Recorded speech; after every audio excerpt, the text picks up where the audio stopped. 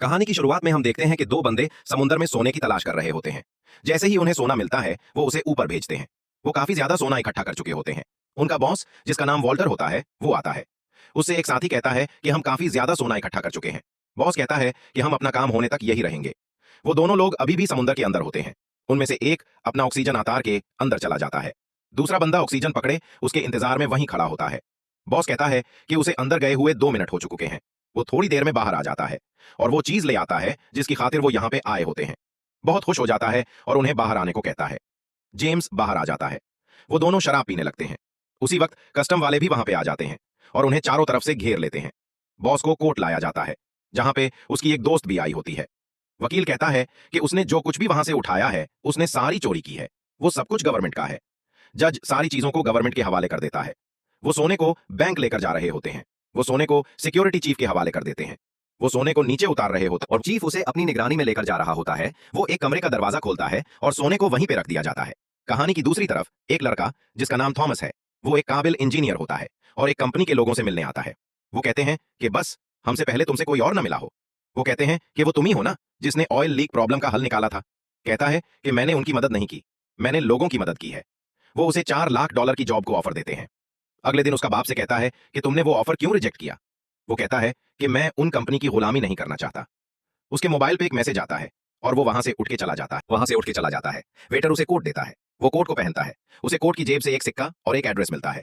वो टैक्सी के जरिए वो एड्रेस पे आता है। वो टैक्सी से बाहर आता है और एक क्लब में दाखिल होता है, जहां पे उसे एक लड़की, जिसका नाम लोरीन है, वो मिलती है। वो सिक्का दिखाता है। लोरीन उसे अपने साथ लेकर जाती है और एक दूसरे क्लब में लेकर जाती है। वो उससे कहती है कि तुम यहां बैठो, मेरा इंतजार करो। फिर वो वहां से चली जाती है। तभी वॉल्टर वहां पे आता है और आके बैठता है। वो कहता है कि तुम्हें मुझसे क्या काम है। वॉल्टर कहता है कि मेरे पास तुम्हारे लिए एक काम है। थॉमस कहता है कि मैं कोई पागल हूं, मैं एक इंजीनियर हूं। वॉल्टर कहता है कि तुमने ही ऑयल लीक की प्रॉब्लम हल की थी। वो कहता है कि मेरा ही ऐसा नामुमकिन टास्क है जे तुम हल कर सकते हो। वो उसे एक प्लेन की टिकट देता है और फिर वहां से चला जाता है। अगले दिन जहाज पे बैठता है और वॉल्टर के पास आ जाता है। वो लोरीन से मिलता है। लोरीन कहती है कि मुझे लगा तुम नहीं आओगे। फिर टैक्सी पे बैठते हैं और जाने लगते हैं। वो थोड़ी देर में अपनी जगह में पहुंच जाते हैं। थॉमस वहां पे वॉल्टर से मिलता है। वॉल्टर उसे अपनी टीम से मिलाता है।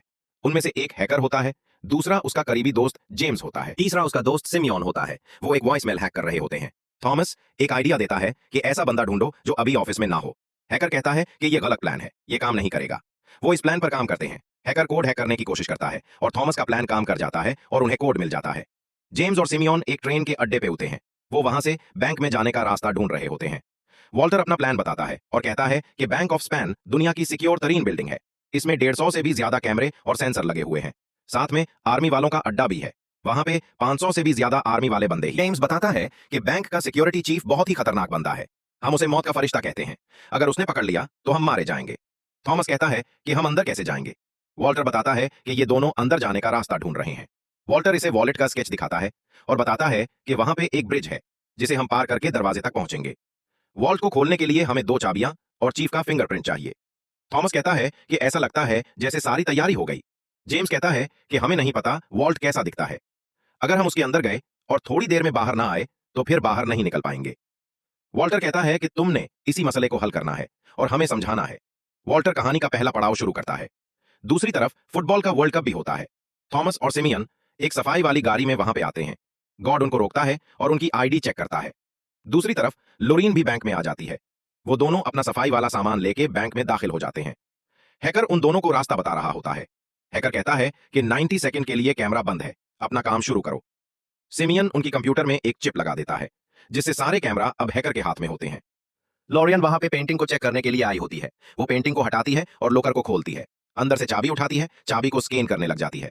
कमरे के अंदर जाता है जिसके नीचे वॉल्ट होता है। वो वॉल्ट की ऊपर से रीडिंग लेना शुरू कर देता है। रीडिंग शुरू हो जाती है। लॉरियन चाबी को स्कैन कर लेती है। चाबी को दोबारा लाकर में रखती है। लोकर बंद करती है। अनसाइंड और उसके ऊपर पेंटिंग को रख देती है। थॉमस के कमरे में कुछ लोग मीटिंग के लिए आ जाते हैं। वो नीचे रीडिंग ले रहा होता है और बहुत डरा होता है। एक बंदा लॉरियन को दूसरे कमरे में ले जाता है। वो वहां पे दूसरी पेंटिंग देखती है। वो वहां से चला जाता है। लॉरियन लोकर को खोलती है, चाबी निकालती है और उसे स्कैन करती है रीडिंग वाली मैटर से। अलार्म बजना शुरू हो जाता है। सब लोग वहां से बाहर जाते हैं। चीफ भी बाहर आ जाता है और आर्मी को बुला लेता है। लोरीन के पास वही आदमी आता है और उसे बाहर लेके जाता है। चाबी उसी के पास रह जाती है। वो चाबी को थॉमस के पास फेंकती है। थॉमस चाबी को पकड़ता है और इस कमरे में चाबी रखने के लिए जाता है। वो जो चाबी को अंदर रखता है लाकर बंद करके ऊपर पेंटिंग कर देता है।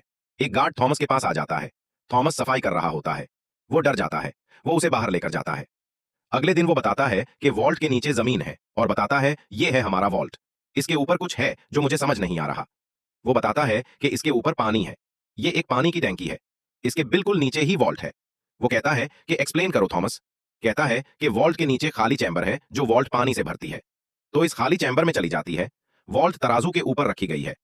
अगर इस तराजू का वजन थोड़ा सा भी बदले तो वॉल्ट के अंदर पानी भरना शुरू हो जाएगा। अगले दिन मिनिस्टर चीफ की अच्छी खासी बेइज्जती करता है और चाहता है कि तुम्हें आर्मी को बुलाने से पहले सोचना चाहिए था। चीफ कहता है कि यह मामूली मसला नहीं है। थॉमस हाल निकालने के लिए रात दिन मेहनत कर रहा होता है। वो दोनों भी रास्ता ढूंढने के लिए एक टनल में आ जाते हैं। आखिरकार रास्ता मिल जाता है और वॉल्ट के नीचे पहुंच जाते हैं। जेम्स कहता है कि लड़का बिल्कुल ठीक था। वो वहां पे एक तराजू को देखते हैं। जेम्स उसकी तस्वीर ले लेता है। लोग वर्ल्ड कप देखने के लिए रोड पे आए होते हैं। अगले दिन जेम्स वो तस्वीर जाके दिखाता है।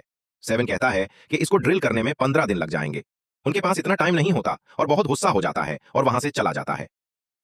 अगले दिन वॉल्टर बताता है कि अब हम नीचे से नहीं ऊपर से जाएंगे। जेम्स कहता है कि बहुत ज्यादा कैमरे हैं। चीफ सोने की तस्वीरें लेके एक औरत के पास जाता है। उसे सोने की तस्वीरें दिखाता है और वो बताती है कि उनकी कीमत इतनी नहीं है। फिर वो गौर से देखती है और बताती है कि उनकी कीमत बहुत ज्यादा है, तुम्हारी सोच से भी ज्यादा। लोरियन और थॉमस क्लब में जाते हैं। वहां पे उसे एक आइडिया आता है। वो एक छोटा तराजू लेके आता है और उसे फ्रीज करता है और उसके ऊपर एक पानी का ग्लास रखता है जिससे उसका वजन बिल्कुल भी नहीं बदलता। और वो कहता है कि मैंने बस तराजू को बेवकूफ बनाया है। इसी तरह हम बड़े तराजू को भी बना सकते हैं। इसके लिए हमें 500 लीटर नाइट्रोजन चाहिए होगा। लोग वर्ल्ड कप देखने के लिए रोड पे आए होते हैं। इन तीनों बैंक में जाने वाले होते हैं। हैक बैंक की सारी सूरत हाल देख रहा होता है। एक रस्सी को बैंक की बिल्डिंग से लगाते हैं। सबसे पहले जेम्स जाता है। उसके पीछे थॉमस आता है। बैंक की बिल्डिंग पे पहुंच जाते हैं और छत से शीशा उतारते हैं और वहां से नीचे जाने लगते हैं। तीनों नीचे पहुंच जाते हैं और वहां से एक आसी डिक के जरिए आगे बढ़ते हैं। हैकर उनको रास्ता दिखा रहा होता है। वो तीनों ब्रिज तक पहुंच जाते हैं। एक सीढ़ी को ब्रिज ऊपर लगाते हैं। सबसे पहले लोरियन जाती है। उसके पीछे थॉमस आता है। आखिर में जेम्स आता है। सीढ़ी उनसे गिर जाती है। वो जंप करता है। थॉमस उसका हाथ पकड़ लेता है और ऊपर खींच लेता है। हैकर कोड को क्रैक करता है और दरवाजा खुल जाता है। वो फिंगरप्रिंट को दरवाजे के लूक पे लगाते हैं। चाबी को दरवाजे में लगाते हैं। जेम्स दरवाजा खोलता है। वो तीनों अंदर का नजारा देखते हैं। नीचे से तराजू को फ्रीज कर रहा होता है। वो बहुत ज्यादा नाइट्रोजन डालता है जिससे तराजू बिल्कुल फ्रीज हो जाता है। ऊपर कोई असर नहीं होता। जेम्स उससे कहता है कि तुम अभी बच्चे हो और वहां से जाने लगता है। तभी ऊपर वाली जगह फ्रीज होने लग जाती है। वो उनको वापस बुलाता है। सबसे पहले थॉमस अंदर जाता है लेकिन तराजू के वजन को बिल्कुल फर्क नहीं होता। फिर वो दोनों अंदर आते हैं और एक कीमती चीज की तलाश करने लग जाते हैं। अंदर का अलार्म बजता है। चीफ सिक्योरिटी को भेजता है। सिमियोन कहता है कि ये तराजू बहुत जल्द बिगड़ रहा है। वो देखते हैं तो कौवा अंदर आया होता है। जिफ कहता है कि ये अंदर कैसे आया। बताते हैं कि ऊपर की एक विंडो खुली हुई है। वो चीज ढूंढ लेती है और खोलते हैं तो उसके अंदर 3 सिक्के होते हैं। जिफ कहता है कि कैमरे में कोई विंडो नहीं खुली। उन्हें पता लग जाता है कि हमारा सिस्टम हैक हो चुका है। वॉल्टर बताता है कि सिक्योरिटी वाले तुम्हारी तरफ आ रहे हैं। जेम्स गद्दारी करता है और बंदूक उनकी तरफ करता है। तराजू का वजन बिगड़ जाता है और पानी वॉल्ट के अंदर इन्हें लग जाता है। जेम्स सिक्के लेता हूं और वहां से तीर के निकल जाता है। वॉल्टर कहता है कि अब मैं तुम्हारी कोई मदद नहीं कर सकता। वो दोनों पानी में तिर रहे होते हैं। वो सिमियोन से कहता है कि इसके ऊपर वजन रखो। वो इसके ऊपर खाली सिलेंडर को रखना शुरू कर देता है। वो सारे सिलेंडर उसके ऊपर रख देता है और खुद भी ऊपर बैठ जाता है। जेम्स वहां से बाहर निकल जाता है। पानी अंदर इना बंद हो जाता है और पानी बाहर की तरफ निकलना शुरू हो जाता है। सिक्योरिटी वाले वॉल्ट की तरफ आने लग जाते हैं। वॉल्ट का दरवाजा खोलता है। वो अंदर देखते हैं तो वो दोनों वहां पे नहीं होते। चीफ ऊपर से पानी गिरते देखता है और कहता है कि ये दोनों भाग गए हैं। दोनों एक 80 डिक के जरिए एक कमरे में आते हैं। लोरियन कहती है कि हमें 3rd फ्लोर की तरफ जाना होगा। वो दोनों वहां से भागते हैं। चीफ आर्मी के साथ आ रहा होता है। वो दोनों एक रस्सी के जरिए नीचे उतर जाते हैं और लोगों में मिल जाते हैं। चीफ उनको देखता है और गोली चलाने लगता है लेकिन आर्मी वाला उसको रोक लेता है। दूसरी तरफ स्पेन वाले वर्ल्ड कप भी जीत जाते हैं। अगले दिन वो इन सिक्कों के जरिए नए खजाने का पता लगाते हैं जो कि लंदन में होता है।